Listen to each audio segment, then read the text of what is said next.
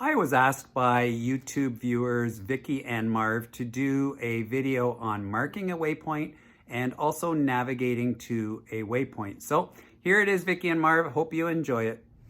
Hi, Vicki and Marv. This is in response to your request to do a video on marking a waypoint. So here it is. I am going to hit the mark button, which is right here.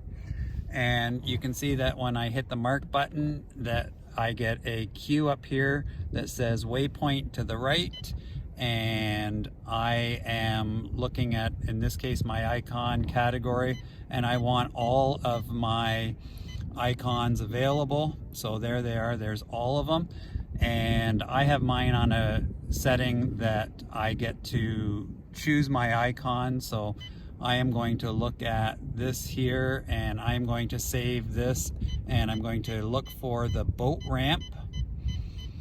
And so I'm going through my icons, and so I am wanting to get back to this boat ramp. I'm out on Lake Erie, so it's big water. I want to be able to get back to it, and I'm just scrolling through and waiting for the boat ramp icon.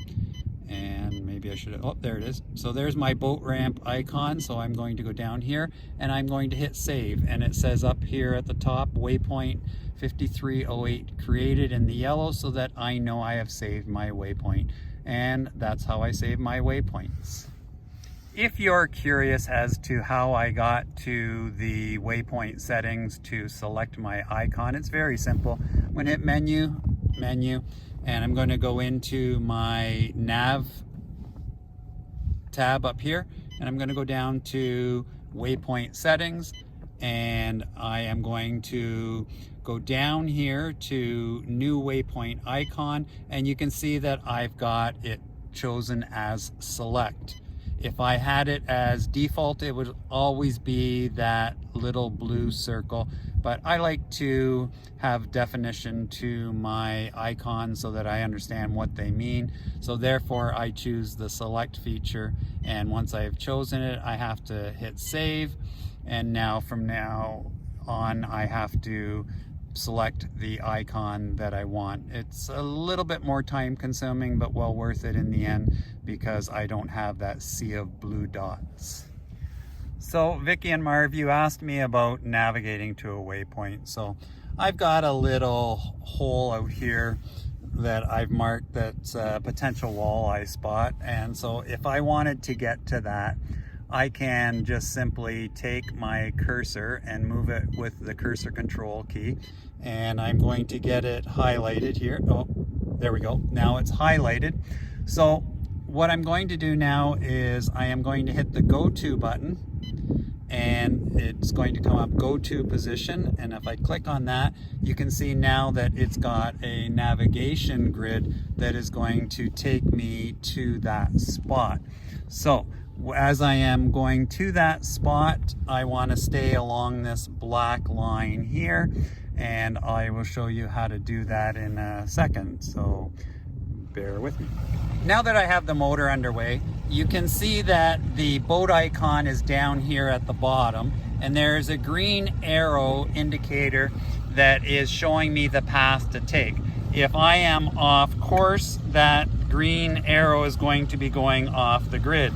If I get it lined up with the black, and we'll get that lined up, there we go.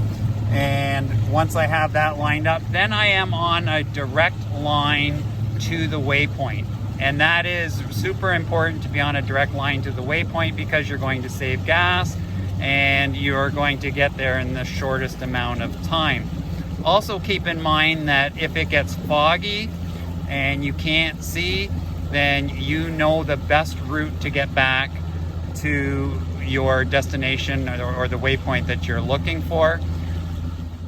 In an earlier Humminbird Helix zoom in, zoom out keys video, I did a detailed explanation of how to navigate towards a waypoint using the plus and minus buttons to help you zero in on the target.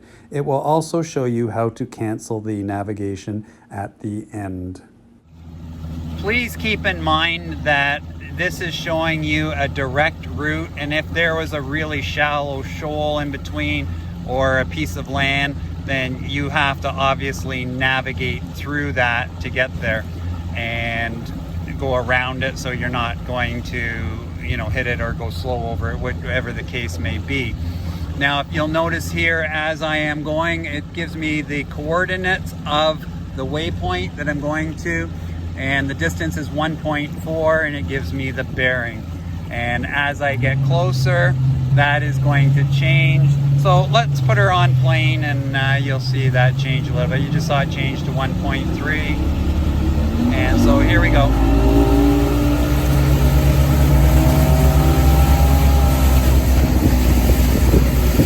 Little vibration.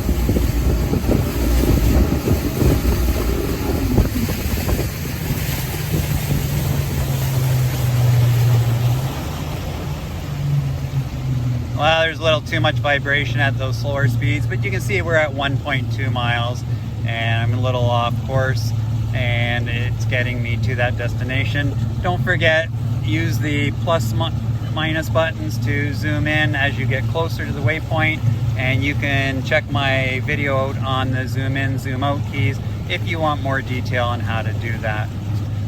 So there you go, Vicki and Marv. That's marking a waypoint and how to navigate towards a waypoint. Thank you for your question.